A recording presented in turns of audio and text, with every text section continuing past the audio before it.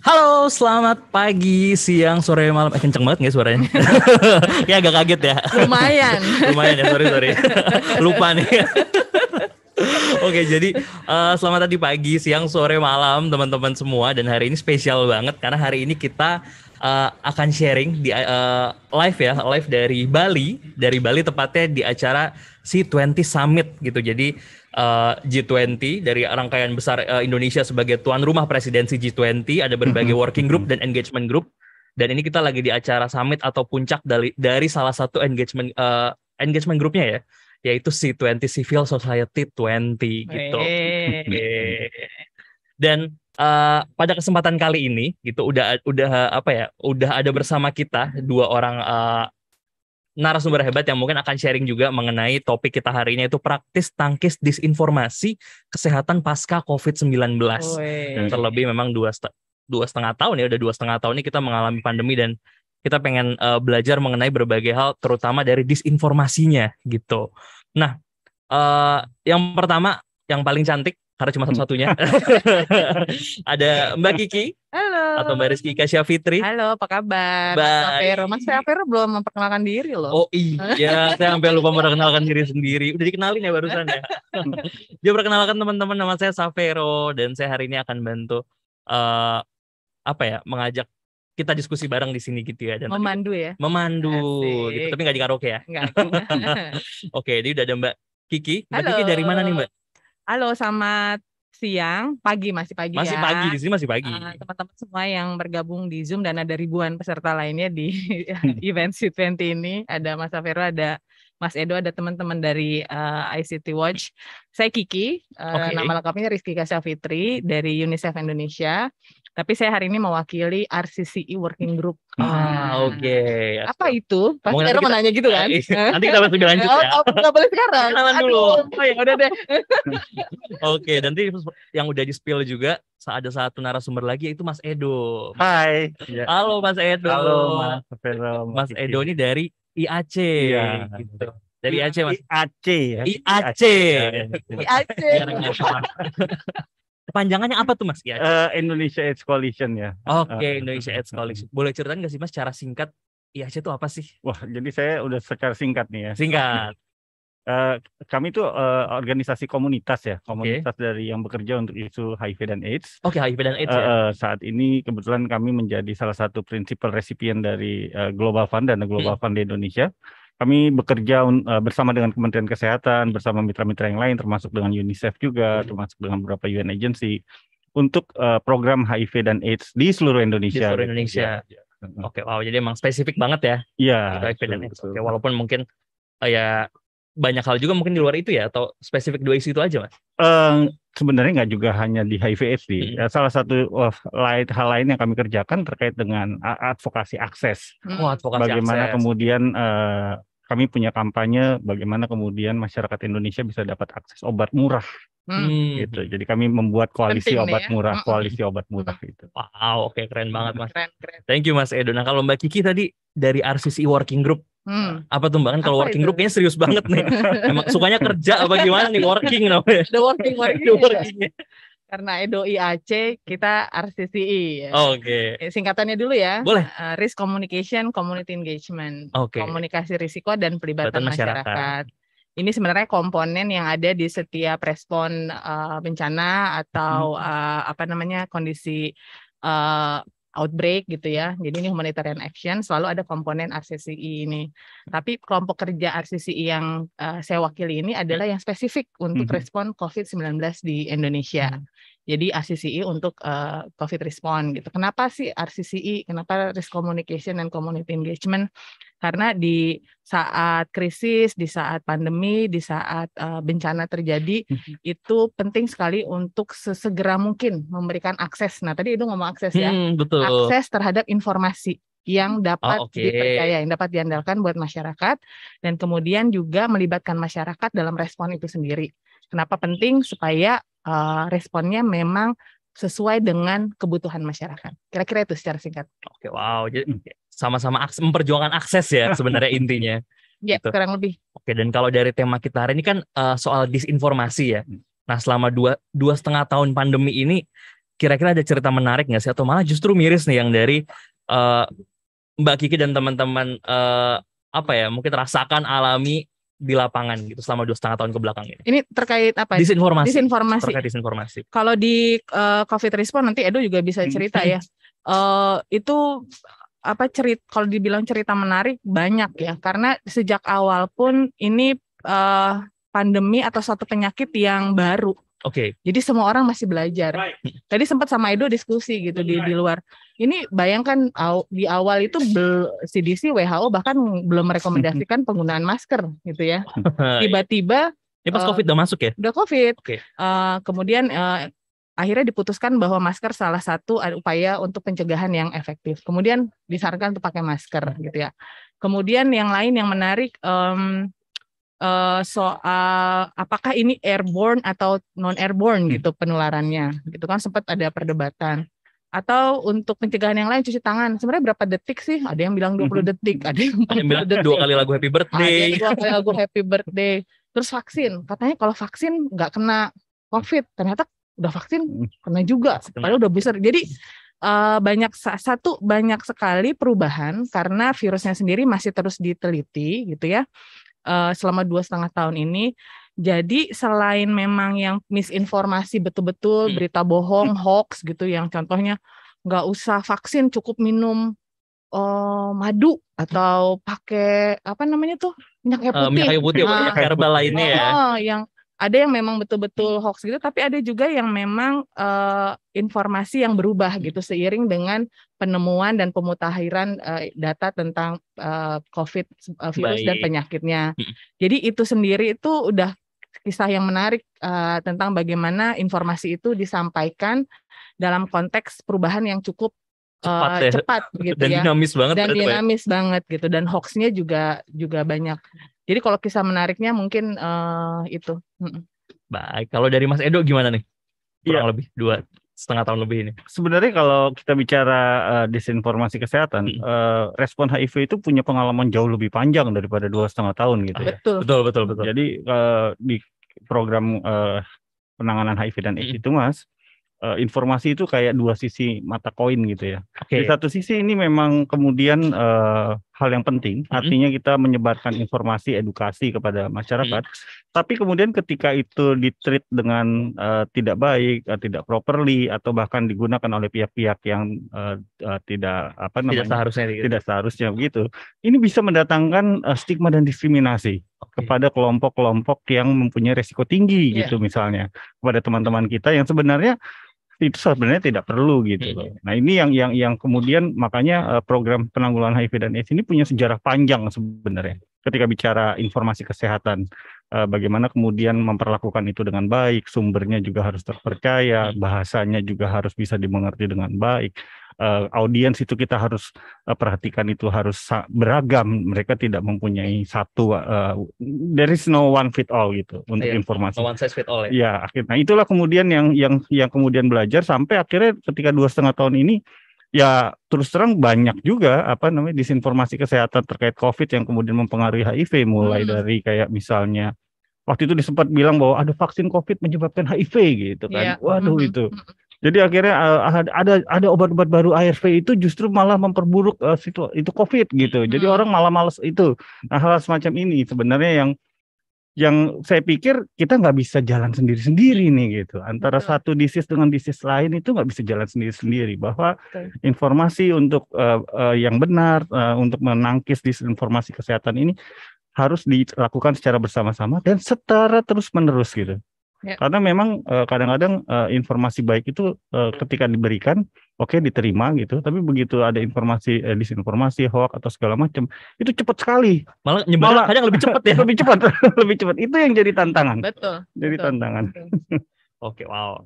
Ya emang sih kalau dilihat dari berbagai kasus, saya sendiri pun mengalami ya, memang kadang informasi yang nggak benar tuh nyebarnya jauh lebih cepat dibanding informasi yang benernya. Gitu. Nah kalau dari RCCS sendiri, ada nggak sih Mbak cerita-cerita mungkin selama 2 tahun ini mengenai bagaimana sih cara menangani yang udah Mbak ceritain tadi, berbagai kedinamisan informasi, ketidakjelasan di masyarakat, bagaimana RCC itu bisa mengatasi sekaligus memberikan jawaban lah buat masyarakat dalam hal-hal yang pasti. Satu, Edo tadi bilang bahwa ini nggak bisa dikerjakan sendiri ya. Yes. Itu kenapa kelompok kerja dibentuk. Jadi isinya ya ada pemerintah, ada masyarakat sipil, ada media, ada stakeholder gitu ya. ada akademi, betul, multi stakeholder. Okay. Dan forum ini juga ad hoc dan semua keanggotaannya berdasarkan sukarela gitu ya, kesukarelaan. Nah, yang penting itu sebenarnya dalam risk communication itu kan kita punya ekosistem komunikasinya. Jadi ada misalnya membangun narasinya, kemudian kanal informasinya, sampai detail siapa sih spokesperson yang harus bicara. Karena kalau semua orang bicara, apalagi bicaranya lain-lain itu kan bikin pusing. Betul. Makanya di awal respon COVID, hal pertama yang didorong adalah agar ada satu sumber informasi yang bisa diakses oleh semua dan itu berisi informasi yang memang resmi dari pemerintah supaya masyarakat nggak ragu. Dan itu keluarannya adalah website covid19.go.id tadi. Oke. Sedikit latar belakangnya ya. Itu yang didorong, itu keluaran pertama dari kelompok kerja RCCI itu yang didorong agar kalau masyarakat bingung kok ada informasi ini, lain lagi orang itu bilang ini, dokter ini bilang itu, saya baca di Facebook begini, saya lihat di YouTube begitu, kita bisa kasih rujukan informasi yang benarnya di mana, termasuk tentang website itu aja gitu ya. Jumlah kasus, bagaimana mencegah, vaksin dan sebagainya, termasuk ketika Delta Surge kemarin kita tambah feature untuk lokasi vaksin di mana sih, karena orang berbondong-bondong, termasuk juga rumah sakit gitu, udah yang penuh di mana, yang masih ada di mana. Waktu gitu pas zaman orang tuh pada nyari rumah sakit ya. Termasuk ada fitur khusus buat masyarakat untuk ngecek hoax, Mas Edo. Jadi kita kerjasama dengan ini lembaga masyarakat. Jadi walaupun ini punyanya pemerintah, tapi semua kontribusi. Mavindo misalnya kontribusi fact checking operationnya. Jadi orang bisa ketik, misalnya waktu itu kan, oh kalau divaksin ada chipnya, bisa ketik chip, nanti keluar tuh klarifikasinya. Jadi memang harus dibikin ekosistemnya, kemudian harus jelas siapa yang punya hak untuk bicara, yang menyampaikan, yang punya kredibilitas. Kemudian ada toolsnya juga buat masyarakat yang dapat digunakan dengan mudah gitu. Kalau nggak semua orang mungkin mau buka website ya, makanya ada juga kanal sosial medianya gitu. Terus kayak tadi periksa fakta juga ada yang bentuknya chatbot gitu, yang bisa chatbot itu WhatsApp berarti ya? WhatsApp. Jadi kalau buka website kan mungkin orang nggak semuanya, tapi kalau WhatsApp kayaknya setiap hari semua buka WhatsApp gitu. Jadi disediakanlah toolsnya buat masyarakat yang bisa dengan mudah diakses. Kira-kira gitu responnya. Baik, jadi emang udah dari dulu banget ya, maksudnya udah dari awal pertama COVID ini langsung melakukan sesuatu yang secepat itu. Presiden gitu ya? Jokowi itu ngumumin Maret ya? Tanggal 2, kasus pertama. 22 atau 20 sih? 2 Maret. Nah, 2 Maret 2020. Website itu di launch April tanggal 18. April 18 kan 2 Maret Presiden ngumumin kasus pertama, kalau saya ingat ya. 13 Maret itu dibentuk gugus tugas. Betul. Berarti tapi persiapan membuat websitenya itu sudah dilakukan sebelum itu, karena kan sebelum Presiden mengumumkan kasus pun kita udah lihat kan di negara-negara tetangga gitu. Udah yakin nih, ini kalau nggak diantisipasi sesegera mungkin kita bisa terlambat. Jadi kalau memang dalam konteks pandemi ini ataupun mungkin juga soal HIV/AIDS itu kita juga penting untuk melihat dari daerah sekitar ya. Iya, respon cepat. Kalau pandemi tuh kita kalau waktu tuh penting banget gitu ya. Karena gini masalahnya dengan disinformasi nih, Edo juga paham. Kalau udah nyebar lebih sulit buat kita untuk klarifikasinya gitu. Jadi tadi Vero juga bilang, Edo juga bilang kalau berita buruk tuh nyebarnya cepat tapi klarifikasi susah gitu. Nah, ini juga nanti kita belajar sebenarnya dari orang-orang yang bikin berita palsu tuh kenapa sih menarik, kan penuh dengan sensasi emosional, orang suka gitu. Sementara kita bikin klarifikasinya kadang-kadang ya gitu-gitu aja. Kurang seru. Oke, wow. Kalau dari Mas Edo dan tim apakah punya cerita yang serupa nih mengenai penanganannya gitu? Hampir mirip sih, artinya bahwa kita belajar bahwa ada 3 hal tadi yang sudah disampaikan Mbak Kiki itu sebenarnya juga apply juga untuk HIV/AIDS ya. Yang pertama adalah memerlukan sumber yang kredibel dan integritasnya itu harus bisa dipercaya, karena kemudian ini harus bersaing nih dengan sumber-sumber lain yang kemudian juga menyebarkan informasi yang bisa jadi tidak tepat atau kurang tepat atau memang sengaja ingin mengacaukan gitu misalnya gitu ya.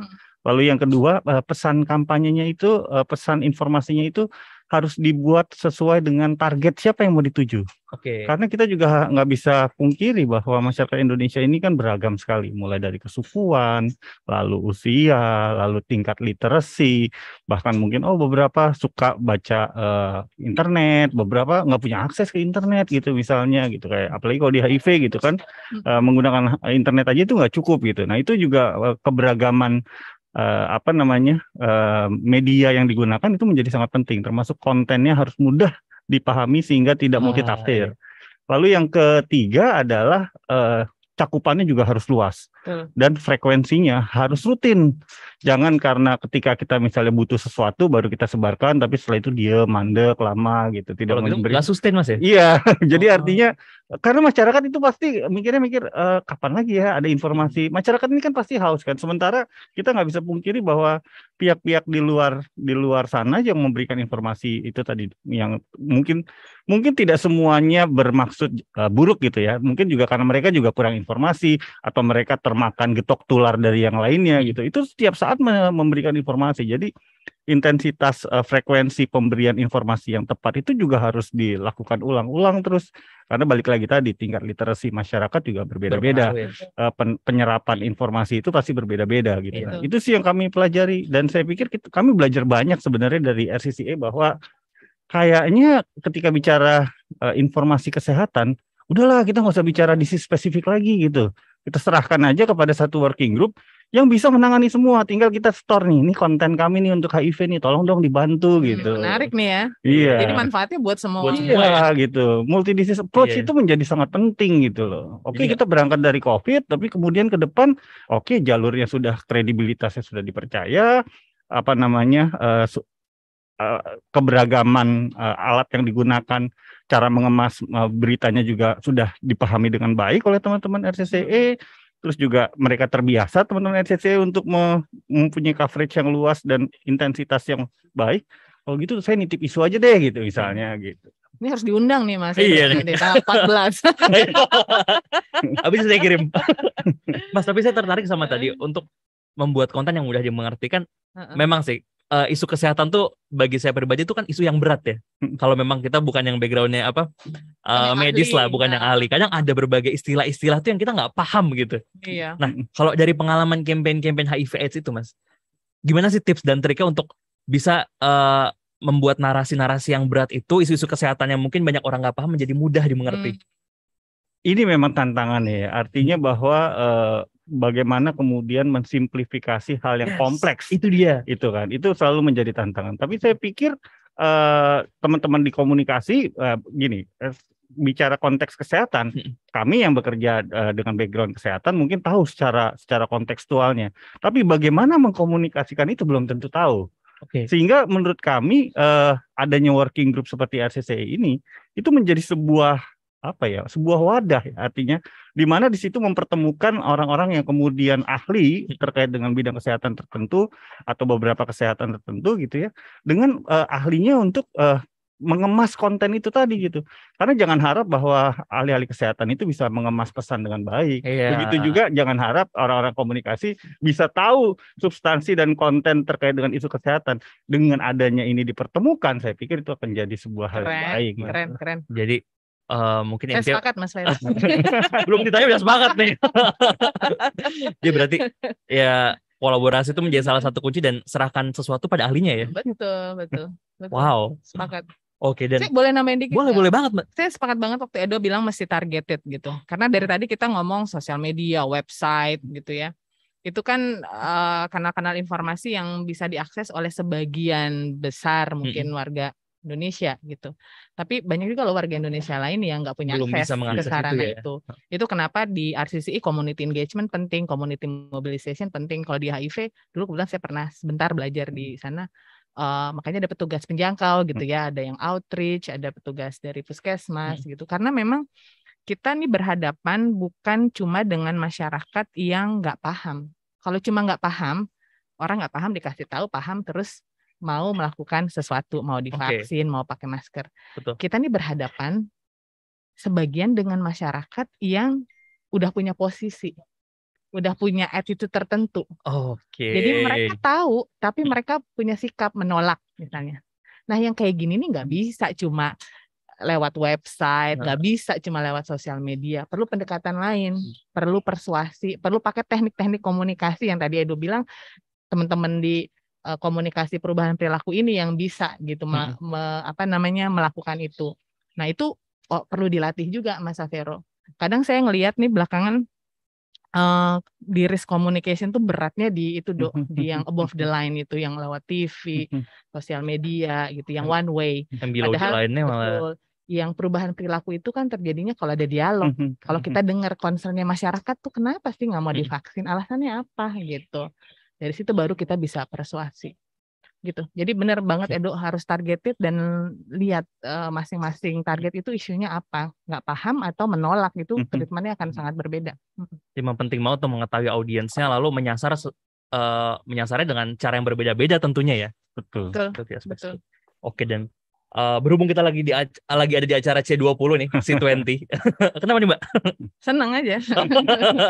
Senang ini? Germas. Iya. Dan saya enak banget, saya bisa ngeliat laut loh. Mbak Kiki nggak kelihatan ya? Kalau saya lihat laut.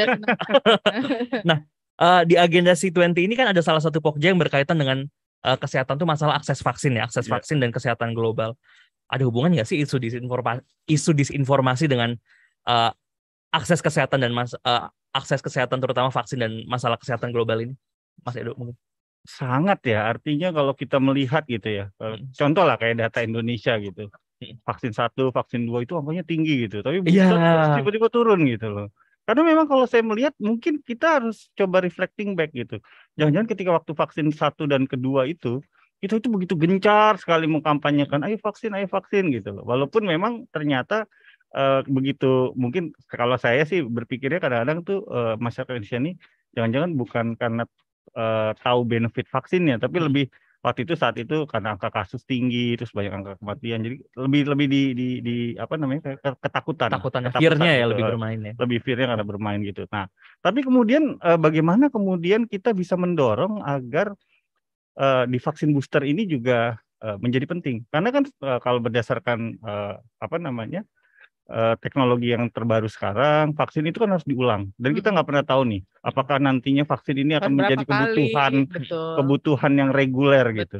Artinya peran komunikasi menjadi sangat penting untuk mengkomunikasikan, karena bagi beberapa orang mindset bahwa vaksin itu sama kayak misalnya vaksin polio atau vaksin saya waktu kecil udah divaksin gitu, ngapain lagi saya divaksin waktu besar gitu. Nah, tapi vaksin COVID kan ternyata berbeda. Ini kan mirip seperti vaksin flu kan, yang misalnya harus diulang tahun sekali kalau influenza ya. Gitu. Makanya kemudian mau nggak mau memang penyebaran informasinya itu harus dilakukan, itu tadi yang saya bilang, harus dilakukan secara terus-menerus gitu.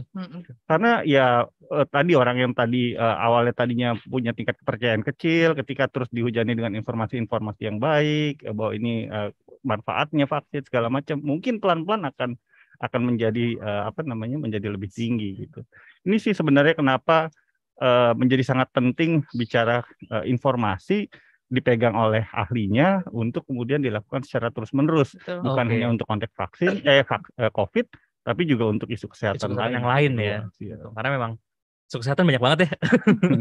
Dan nggak tahu ntar ada apa next itu ada apa lagi gitu ya. Harus diantisipasi. Kalau dari Mbak Ki gimana mungkin? Sepakat sama Edo. Jadi saat kita memperjuangkan vaksin gitu ya, artinya supply-nya, Indonesia itu sebenarnya negara yang sangat beruntung, tergolong berhasil lah kita menyediakan vaksin gitu ya. Ratusan juta dosis itu kita bisa akses dibanding negara, nih nanti Edo juga bisa cerita, dibanding negara-negara Afrika gitu ya, jauh lah kita punya. Tapi bayangkan ketika vaksinnya ada, sebagian orang masih nggak mau divaksin gitu. Nah ini tantangan yang tadi Edo bilang. Jadi perlu dipahami bahwa sikap masyarakat itu tuh dinamis. Orang yang tadinya mau karena pengalaman buruk bisa jadi berubah untuk nggak mau loh. Misalnya dia udah vaksin 1, vaksin 2. Tapi saat vaksin 2 dia merasa nggak happy dengan layanannya. Atau setelah vaksin 2 kok saya kena, ngapain lagi saya vaksin ketiga gitu. Jadi sikap orang tuh bisa berubah. Atau yang tadinya menolak, terus lihat yang lain, oh ternyata nggak apa-apa ya. Oh kalau kena dia nggak terlalu parah ya. Dari yang nggak mau jadi mau. Jadi sikap itu berubah-berubah. Contoh di awal pemerintah akan melaksanakan vaksinasi COVID-19 itu kan WHO, UNICEF, ITAGI Kemenkes ya, dilihat oleh Kemenkes bikin survei penerimaan vaksin. Angkanya waktu itu 65% aja kan yang mau ditanya apakah Anda bersedia divaksin kalau vaksinnya ada. Mau itu hanya 65%. Sekitar 27% itu ragu-ragu dan sebagian kecil sekitar 5% bilang enggak, saya nggak mau gitu. Tapi itu terus berubah kan. Ketika misalnya Delta surge itu demand terhadap vaksin tinggi. Dosis 1, 2. Sekarang booster turun lagi. Nah ini yang kenapa Edo bilang itu tuh perlu di-maintain komunikasi itu. Dan perlu data, Mas Vero, ini yang paling penting. Kita harus tahu nggak maunya tuh kenapa. Supaya strategi komunikasinya tepat, supaya pesannya pas, supaya nyampain pas. Contoh, kalau nggak maunya, kalau hasil surveinya Nielsen UNICEF itu kan karena ketakutan akan efek samping yang disebut-sebut KIPI gitu ya. Tapi ini ternyata bukan KIPI by definition-nya Kemenkes ya, ini perceived KIPI. Jadi orang merasa kalau setelah vaksin saya sakit itu adalah akibat dari vaksinnya gitu. Nah ini kan harus di-address gitu. Artinya pesan-pesannya harus bisa menjawab concern itu. Karena kalau enggak, bayangin masyarakat nggak maunya karena satu hal, tapi terus kita membombardir masyarakat dengan informasi yang berbeda gitu dengan apa yang menjadi concern.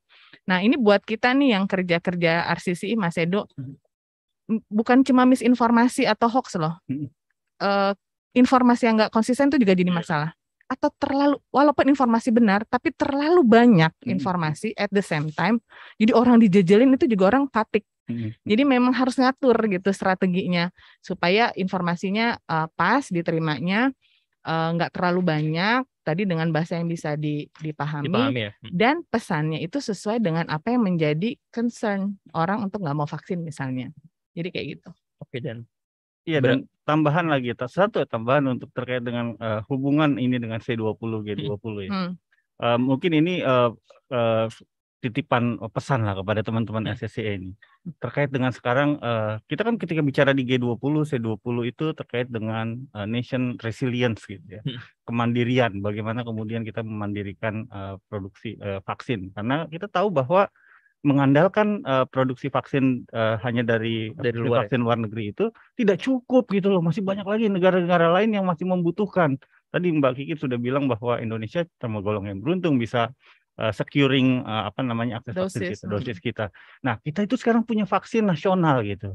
Nah, saya pikir ini menarik juga untuk dibantu diinformasikan. Karena kan nggak bisa dipungkiri beberapa mindset masyarakat Indonesia itu ketika ini vaksin lokal, wah yakin nih bener nih bisa ini nih, jangan malah nggak mau vaksin gitu loh. Nah itu artinya ini ada sebuah peluang dan tantangan baru nih ya, bagaimana kemudian kita bisa membantu upaya pemerintah ketika sudah bagus kan ya, BUMN bisa produksi vaksin lokal. Kemarin sekitar minggu lalu itu baru di launch ya oleh BPOM, mendapatkan izin edar ya, Badan POM. Dapat EUA ya kalau nggak salah. Iya, mendapatkan EUA dari Badan POM. Ini bagaimana sih sebenarnya duduk persoalannya gitu? Apakah memang memiliki tingkat efektivitas, efikasi yang sama, safety yang sama gitu, supaya kemudian penerimaannya juga baik. Betul. Ini mungkin bisa sejalan dengan program pemerintah yang bangga buatan Indonesia. Dia perlu ditanamkan nilai-nilai ya. Iya, sebenarnya semua vaksin baik ya. Iya, itu dia. Artinya kan kalau sudah didapat izin, kalau kita bilangnya EUA ya, terus kalau dari WHO UL gitu, EUL, ya itu kan artinya dia sudah lulus uji coba. Jadi dari efikasinya juga udah terbukti dan aman. Jadi kan kalau uji coba itu pertama yang dilihat keamanannya, terus efikasinya gitu.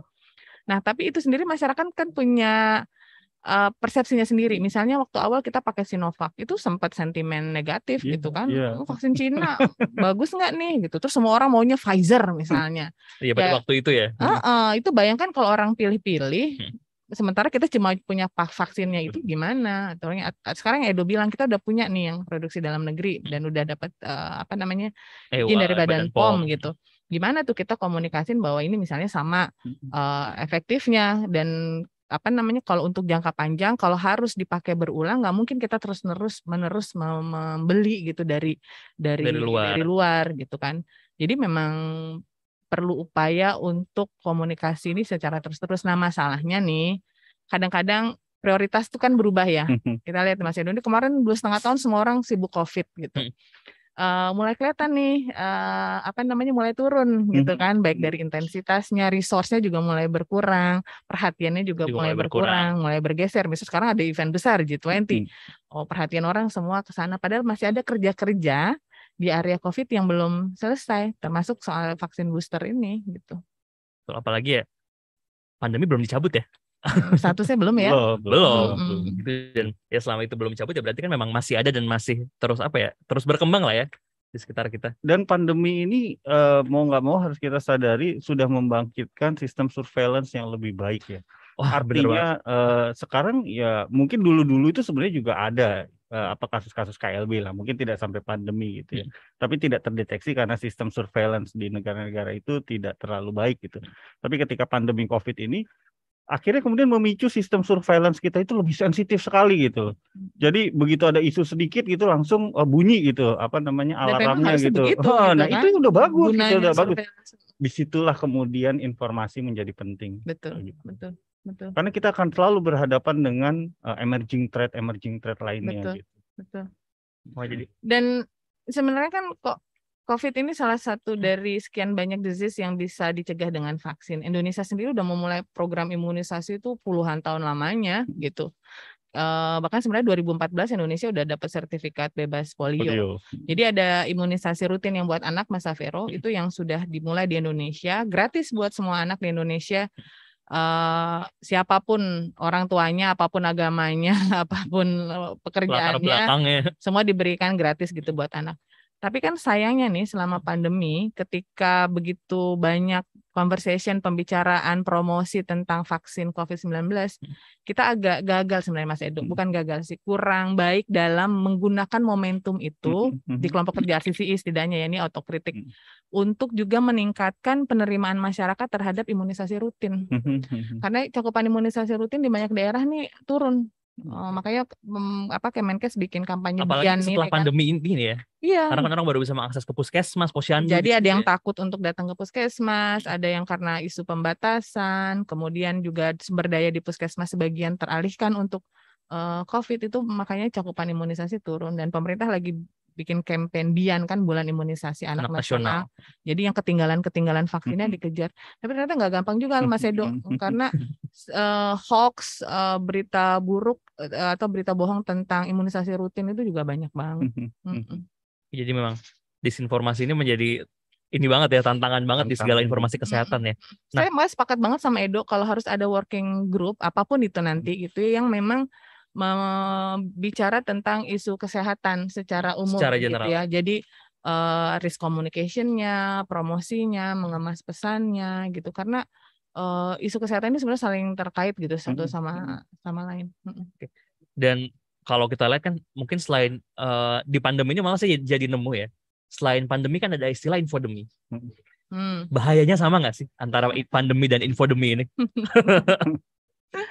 Kalau menurut Pak Tedros ya, Pak Tedros dari WHO ya, dari WHO lebih parah. Artinya gini, orang bisa meninggal karena virusnya, ya kan? Tapi orang juga bisa meninggal karena infodeminya. Contoh Delta series kemarin, berapa banyak yang meninggal karena nggak mau dibawa ke rumah sakit dengan alasan takut di COVID kan? Jadi sebenarnya virusnya artinya kalau dia di-treat gitu dia bisa survive kan? Ada kemungkinan untuk dia survive. Tapi karena dia termakan hoax, termakan berita bohong, termakan infodemik, dia sampai meninggal, kehilangan nyawa gitu. Nah, kenapa WHO sebagian lembaga UN pakai istilah infodemik? Karena sebenarnya isunya bukan cuma misinformasi atau hoax, tapi informasi benar yang diberikan dengan cara yang keliru itu juga bisa jadi masalah. Informasinya benar tapi cara penyampaiannya salah. Betul, misalnya disampaikan oleh orang yang tidak kompeten sehingga diragukan, atau disampaikan terus-menerus dijubeli gitu ya, fatigue, jadi capek gitu ya. Betul, atau disampaikan dengan cara-cara atau kalimat yang susah dimengerti, yang bahasa teknis. Ini COVID sama kayak HIV, bahasanya asingnya banyak banget, PCR, apalagi Dok. Whole genome sequencing. HIV juga gitu dulu, VCT lah, ARV gitu, banyak sekali istilah asing yang sulit dipahami. Jadi harus diterjemahkan, dirumuskan menjadi bahasa yang lebih mudah dipahami. Ingat nggak waktu ke Aceh, ada cerita menarik yang bisa mungkin gambarin betapa kita punya PR besar menyederhanakan informasi menjadi mudah dimengerti, yang Edo bilang. Kan cakupan di lansia tuh rendah ya. Terus kita turunlah ke lapangan, ketemu lansia ya, ibu, nenek gitu. Dia kekeh tuh apa ya? Bersikeras. Nggak mau divaksin. Saya nggak mau divaksin. Tapi kalau diimunisasi saya mau. Vaksin perbedaan terminologi, lihat betapa besar pengaruh bedanya antara perbedaan. Sebenarnya dua hal yang sama ya. Iya. Gitu. Ya karena di HIV itu kita harusnya bisa belajar ya dari HIV ya. Kalau apalagi udah lama ya. Iya, infodemi itu. Kalau kita tuh selalu bilang di HIV itu sekarang itu orang meninggal bukan karena HIV-nya, karena stigma diskriminasinya. Betul. Yang diakibatkan salah satunya adalah karena disinformasi itu tadi gitu loh. HIV-nya bisa kita treat, kita bisa kasih obat ARV, selama orang itu dapat obat ARV, kemudian ya dia pasti akan sehat gitu. Tapi karena ada disinformasi ini, orang malas mengakses, orang udah takut duluan bahwa kamu dari kelompok G, LGBT ya gitu misalnya. Jadi nggak dapat kerja. Jadi nggak dapat kerja. Ya. Jadi meninggal karena tidak terselamatkan karena itu tadi stigma diskriminasinya gitu loh. Yang asalnya dari disinformasi tadi gitu. Betul. Ya sama-sama berbahayanya sebenarnya. Dua hal itu. Betul. Wow. Oke. Mbak Kiki, Mas Edo, terima kasih banyak nih sharingnya. Terima kasih. Dan mungkin terakhir ada nggak yang mau disampaikan mungkin ke teman-teman untuk ya terkait event C20 ini, G20 keseluruhan ataupun dari working group ataupun dari IAC. Silakan mungkin Mas Edo dulu. Iya, informasi itu harus benar-benar diperlakukan sebagai satu building block di dalam sistem kesehatan.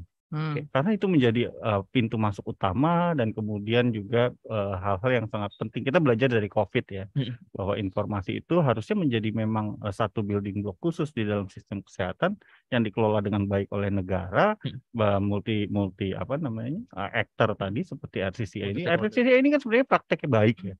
Artinya kemudian multi party, multi actor itu berkumpul bersama, ada yang dari background kesehatan, ada yang background komunikasi, ada background yang lain-lain gitu di situ untuk sama-sama menyebarkan informasi yang benar secara kontinu dengan bahasa yang sederhana dan mudah dimengerti masyarakat. Iya. Wow. Boleh sepakat. Sepakat. Dan kalau saya satu Mas Savero, lagi-lagi belajar dari pengalaman RCCI dan hal-hal yang sudah kita bangun. Ini sayang sekali kalau nggak kemudian dimanfaatkan untuk kebutuhan yang lebih besar, gitu. Working group, berbagai aset yang kita punya, berbagai pengalaman, berbagai praktik baik, berbagai capacity building yang kita punya, itu harusnya dimanfaatkan. Dan forum-forum seperti ini, C20 dan lain itu menjadi momentum agenda buat kita untuk bisa push gitu. Selain buat keadilan secara global, tapi di Indonesia tuh PR-nya juga masih banyak gitu. Ya. Jadi mudah-mudahan apa yang kita lakukan, apa yang kita pelajari dari respon COVID ini bisa bermanfaat buat perbaikan atau transformasi sistem kesehatan di Indonesia. Wow, baik. Mas Edo, Mbak Kiki, terima kasih banyak nih buat sharingnya. Terima kasih, Savero. Teman-teman jangan lupa selain podcast barusan, masih ada lagi nanti siang, masih ada podcast lainnya juga dari teman-teman yang ada di C20 ini. Besok juga masih ada, lusa tanggal 7 juga masih ada. Dan nanti besok juga ada side event. Ada salah satu side event yang dibikin sama teman-teman di sini ya, ICT Watch, Berkreasi, Common Room, yang mungkin nanti bisa kita simak bareng-bareng juga. Tentunya tetap mendukung agenda bersama di C20 yang merupakan bagian dari Indonesia sebagai tuan rumah presidensi G20 ini. Gitu. Terima kasih banyak Mbak Kiki, Mas Edo, dan sampai ketemu lagi. Dan sampai ketemu. Semoga sehat-sehat selalu ya. Semuanya. Terima kasih. Banyak. Ya.